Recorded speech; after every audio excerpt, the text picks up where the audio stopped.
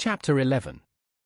It is with considerable difficulty that I remember the original era of my being. All the events of that period appear confused and indistinct. A strange multiplicity of sensations seized me, and I saw, felt, heard, and smelt at the same time, and it was, indeed, a long time before I learned to distinguish between the operations of my various senses. By degrees, I remember, a stronger light pressed upon my nerves, so that I was obliged to shut my eyes. Darkness then came over me and troubled me, but hardly had I felt this when, by opening my eyes, as I now suppose, the light poured in upon me again. I walked and, I believe, descended, but I presently found a great alteration in my sensations. Before, dark and opaque bodies had surrounded me, impervious to my touch or sight, but I now found that I could wander on at liberty, with no obstacles which I could not either surmount or avoid. The light became more and more oppressive to me, and the heat wearying me as I walked, I sought a place where I could receive shade. This was the forest near Ingolstadt, and here I lay by the side of a brook resting from my fatigue, until I felt tormented by hunger and thirst. This roused me from my nearly dormant state, and I ate some berries which I found hanging on the trees or lying on the ground. I slaked my thirst at the brook, and then lying down, was overcome by sleep. It was dark when I awoke. I felt cold also, and half frightened, as it were, instinctively, finding myself so desolate. Before I had quitted your apartment, on a sensation of cold, I had covered myself with some clothes, but these were insufficient to secure me from the dews of night.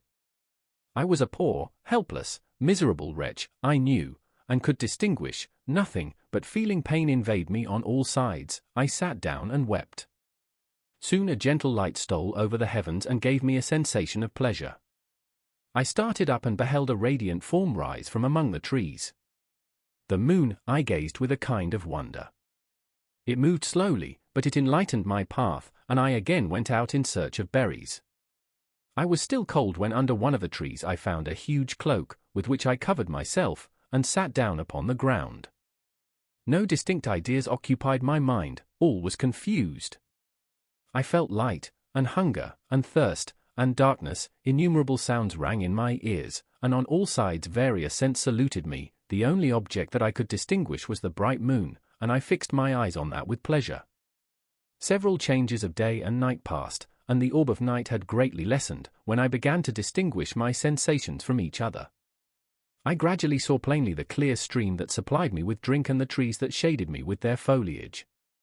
I was delighted when I first discovered that a pleasant sound, which often saluted my ears, proceeded from the throats of the little winged animals who had often intercepted the light from my eyes. I began also to observe, with greater accuracy, the forms that surrounded me and to perceive the boundaries of the radiant roof of light which canopied me. Sometimes I tried to imitate the pleasant songs of the birds but was unable. Sometimes I wished to express my sensations in my own mode, but the uncouth and inarticulate sounds which broke from me frightened me into silence again.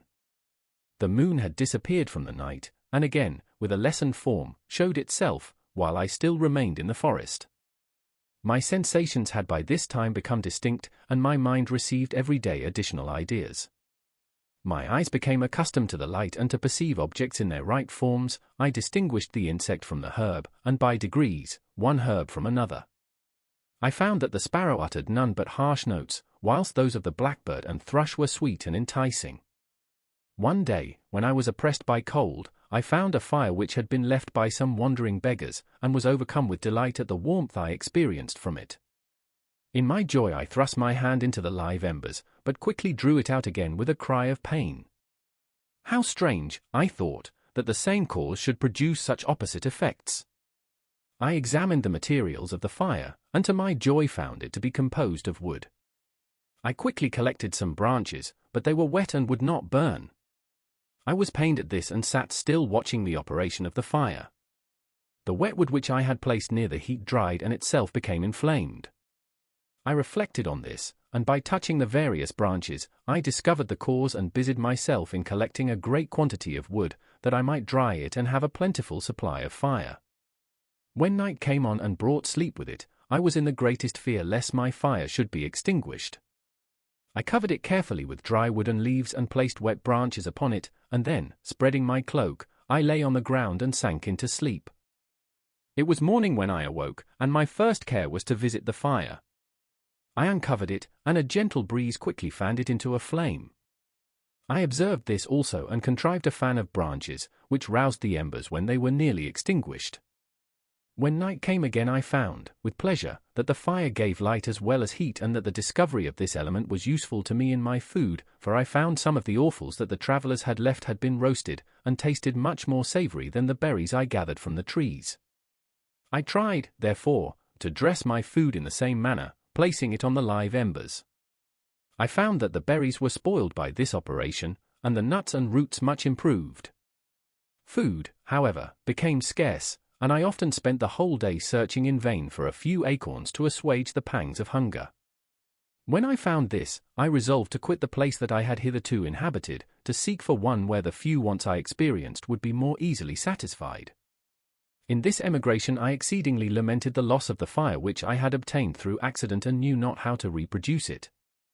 I gave several hours to the serious consideration of this difficulty, but I was obliged to relinquish all attempt to supply it, and wrapping myself up in my cloak, I struck across the wood towards the setting sun. I passed 3 days in these rambles and at length discovered the open country. A great fall of snow had taken place the night before, and the fields were of one uniform white. The appearance was disconsolate, and I found my feet chilled by the cold damp substance that covered the ground. It was about 7 in the morning, and I longed to obtain food and shelter. At length I perceived a small hut, on a rising ground, which had doubtless been built for the convenience of some shepherd. This was a new sight to me, and I examined the structure with great curiosity. Finding the door open, I entered. An old man sat in it, near a fire, over which he was preparing his breakfast. He turned on hearing a noise, and perceiving me, shrieked loudly, and quitting the hut, ran across the fields with a speed of which his debilitated form hardly appeared capable. His appearance, different from any I had ever before seen, and his flight somewhat surprised me. But I was enchanted by the appearance of the hut. Here the snow and rain could not penetrate, the ground was dry, and it presented to me then as exquisite and divine a retreat as pandemonium appeared to the diamonds of hell after their sufferings in the lake of fire. I greedily devoured the remnants of the shepherd's breakfast, which consisted of bread, cheese, milk, and wine. The latter, however, I did not like. Then, overcome by fatigue, I lay down among some straw and fell asleep. It was noon when I awoke, and allured by the warmth of the sun, which shone brightly on the white ground, I determined to recommence my travels, and, depositing the remains of the peasant's breakfast in a wallet I found, I proceeded across the fields for several hours, until at sunset I arrived at a village. How miraculous did this appear! The huts, the neater cottages, and stately houses engaged my admiration by turns. The vegetables in the gardens, the milk and cheese that I saw placed at the windows of some of the cottages, allured my appetite. One of the best of these I entered, but I had hardly placed my foot within the door before the children shrieked, and one of the women fainted. The whole village was roused, some fled, some attacked me, until, grievously bruised by stones and many other kinds of missile weapons, I escaped to the open country and fearfully took refuge in a low hovel, quite bare, and making a wretched appearance after the palaces I had beheld in the village. This hovel, however, joined a cottage of a neat and pleasant appearance, but after my late dearly bought experience, I dared not enter it. My place of refuge was constructed of wood, but so low that I could with difficulty sit upright in it. No wood, however, was placed on the earth, which formed the floor, but it was dry, and although the wind entered it by innumerable chinks, I found it an agreeable asylum from the snow and rain.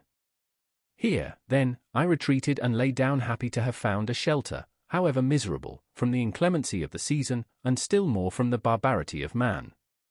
As soon as morning dawned I crept from my kennel, that I might view the adjacent cottage and discover if I could remain in the habitation I had found.